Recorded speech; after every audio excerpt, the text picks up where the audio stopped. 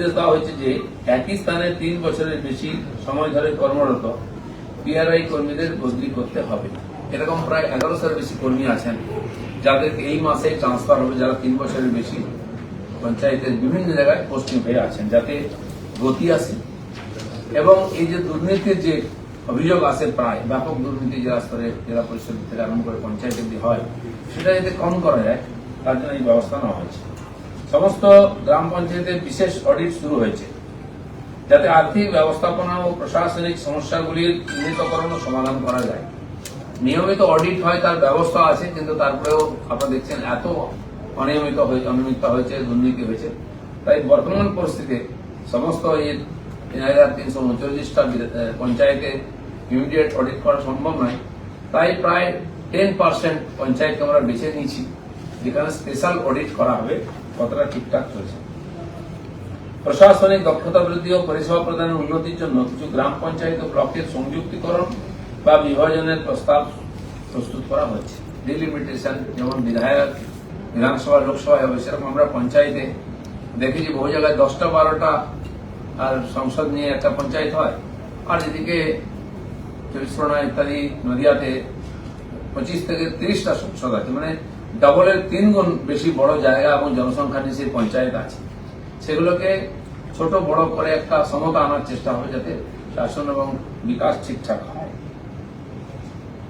অংশদারিত্বমূলক পরিকল্পনা ও জনসাধারণের অন্তর্ভুক্তি বাড়াতে 5 জুন 2026 তারিখে রাজ্যের সমস্ত গ্রাম পঞ্চায়েতে গ্রাম সভা অনুষ্ঠিত হবে।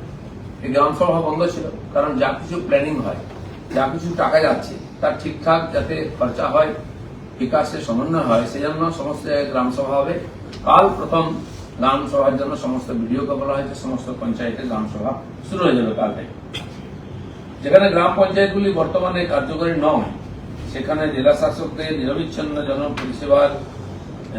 পরিষেবা নিশ্চিত করার নির্দেশ দেওয়া হয়েছে। আপনারা জানেন গতবারের পঞ্চায়েত নির্বাচন লুটপাট করে টিএমসি সব জিতেছিল, ফলেতে মানুষের ইচ্ছার বিরুদ্ধে যারা নির্বাচিত হয়েছেন তারা এখন পঞ্চায়েত বা প্রধান কেউই অফিসে আসেন না। ফলে এই 1 মাস ধরে নির্বাচনের পরে আমাদের উন্নয়নের কাজ ব্যাহত হচ্ছে। সেজন্য তার বিকল্প ব্যবস্থা কি হতে পারে, জেলা আমাদের ডিএমদের আমরা বলেছি বিকল্প ব্যবস্থা করে যে ফান্ড লিস্ট তার কাজ শুরু করতে, বা আগের যেসব টেন্ডার ইত্যাদি ছিল সেগুলোর কাজগুলো চলছিল, বন্ধ হয়ে গেছে, সেগুলো যেন চালু রাখেন। যারা জনদোষের ভয়ে আসছেন না তাদের ব্যাপারে পরে ব্যবস্থা নেওয়া যাবে।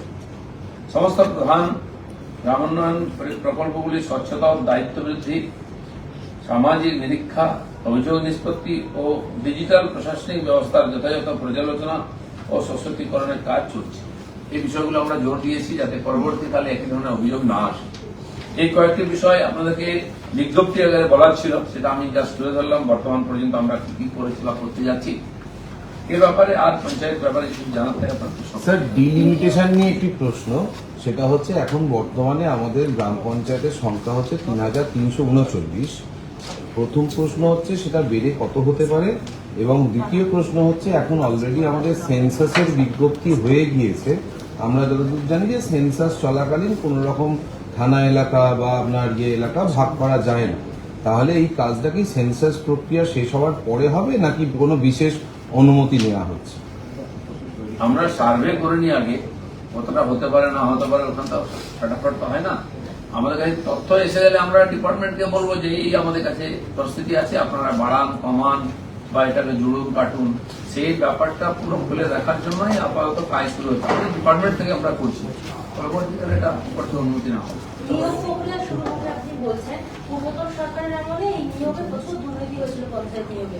কবে থেকে এই নিয়োগ প্রক্রিয়া শুরু হবে এবং স্বচ্ছতা বজায় রাখতে আপনারা কি পদক্ষেপ? এই যে 6000 6500 পোস্টের জন্য অনুমতি পাওয়া গেছে, তার জন্য কোনো সংস্থাকে আমরা নিয়ে যেভাবে অন্যান্য রাজ্যে নিয়োগ প্রক্রিয়া চলে, তারা এসে এই পরীক্ষা সঞ্চালন করবেন, তারা এটা করবেন, আর সেই অনুযায়ী পুরোপুরি স্বচ্ছভাবে যাতে হয় তার ব্যবস্থা করা। স্যার, প্রচুর জায়গায় panchayat area particularly central schemes have not been implemented, মানে ঠিক করে ইমপ্লিমেন্টেশন হয়নি।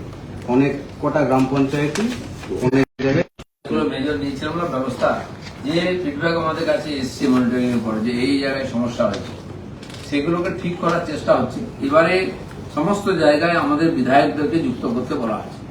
যেমন অ্যাডমিনিস্ট্রেটিভ মিটিং এ মাননীয় সিএম বলেছেন ডিএমদের মিটিং এ তাদেরকে ডাকাও হয়েছে, সেখানে আমিও আমার জেলাতে ছিলাম মেদিনীপুরে, তাদেরকে নির্দেশ সিএম চিফ সেক্রেটারি দিয়ে দিয়েছেন যে সমস্ত উন্নয়নের কাজে বিধায়কদেরকে যুক্ত করতে হবে, এবং বিডিওদেরকেও তাই বলা হয়েছে যে বিডিও যে বিধায়কের আন্ডারে আসেন তিনি সমস্ত উন্নয়নের কাজ যোজনার ক্ষেত্রে সেখানে তাকে অংশীদারি করে ডাকবেন। আজকে আমরা এই মাত্র আমি ভিডিও কনফারেন্স করে এলাম সারা প্রদেশের 400 জনের সঙ্গে, তাতে আমাদের ভিডিওরা ছিলেন এবং সেখানকার গ্রামীণের সমস্ত বিধায়করাও তার মধ্যে ছিলেন। সবার সামনে জিনিসটা ক্লিয়ার করে বলা হয়েছে উন্নয়নের সমস্ত কাজ সমস্ত প্রতিনিধিদের সঙ্গে নিয়ে করতে হবে। দিদিদা যেটা বললেন যে জনরোষের ভয়ে অনেক প্রধানরা পঞ্চায়েত অফিসে আসতে পারছেন না, সেই কাজগুলো বললেন যে ডিস্ট্রিক্ট ম্যাজিস্ট্রেট দিদি করাবেন বলে, মানে এটা কি আপনারা সমস্তই মানে যা যা বকেয়া যে প্রকল্পগুলো পড়ে আছে? ম্যাজিস্ট্রেট তো অলরেডি এগুলো দেখেন, যে যে পঞ্চায়েতে এরকম অচল অবস্থা তৈরি হচ্ছে সেখানে বিকল্প ব্যবস্থা করতে হবে। কিন্তু অনেক প্রধানই আসছেন, কাজ করছেন, কারণ যিনি নির্বাচিত হয়ে থাকেন তো এসে কাজ করা উচিত। জনতাকে সুবিধা দেওয়ার জন্য, উন্নয়নের জন্য তাদেরকে লোকেরা নির্বাচিত করেছে। যারা অনৈতিকভাবে নির্বাচিত হয়েছেন তারা অধিকার হারিয়ে আসছেন না, বাকি পঞ্চায়েত ব্যবস্থা আছেই, নির্বাচিত হবে, সেটা কাজ করুক। স্যার একটা জিনিস, মানে আমরা শহর এলাকায় যেমন দেখছি বহুতল উঠছে, গ্রামীণ এলাকা বা সেমি পেরি আরবান এলাকা যেগুলো পঞ্চায়েতের অধীনে রয়েছে সেখানেও আপনার অনেক বহুতল উঠছে।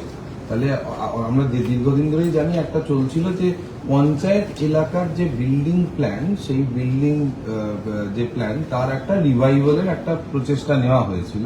তাহলে সেইটা কি আবার করে কোনো ইয়ে করা হবে?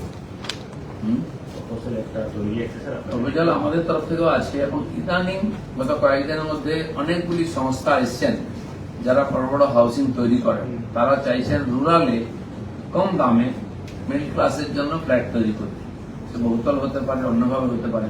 তারা একটা এমও করতে চান আমাদের দপ্তরের সঙ্গে, তারা প্রপোজাল দিয়েছেন। আমরা এখন এটা ডিসকাস করিনি।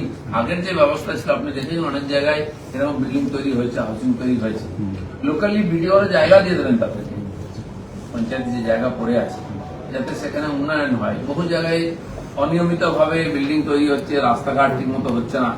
ব্যবস্থিত জায়গা হোক, খোলা জায়গায় সুন্দর স্বাস্থ্যকর পরিবেশের ব্যবস্থা থাকুন, সেরকম ব্যবস্থা তো সেই সমস্ত সংস্থাগুলোকে ডেকে আমরা এই যে 10% পঞ্চায়েতে বিশেষ অডিটের একটা ব্যবস্থা করা হয়েছে আপনি বললেন, এই 10% বাছাইয়ের ক্ষেত্রে কোনো বিশেষ দিক দেখা হয়েছে? কারণ বিভিন্ন জায়গায় তো দুর্নীতির অভিযোগ ছিল। হ্যাঁ, তো ওটা কিছু কিছু বিষয় আমরা আমাদের কাছে কমপ্লেনও আসছে, সেগুলো বলে দেবো। বাকি ডিপার্টমেন্ট থেকে কিছু জায়গা বেছে নেওয়া হবে যেখানে এই ধরনের ঘটনা আছে, সমস্যা আছে মনে হচ্ছে, তাহলে একটা বাস্তব পরিস্থিতি বুঝে যাবে কি অবস্থায় আছে। আরেকটা প্রশ্ন আছে স্যার, পঞ্চায়েত লেভেলে দেখা যাচ্ছে একটা ম্যাসিভ লেভেলে এই যে ত্রাণ সামগ্রী মানে রিলিফ মেটেরিয়াল সেটা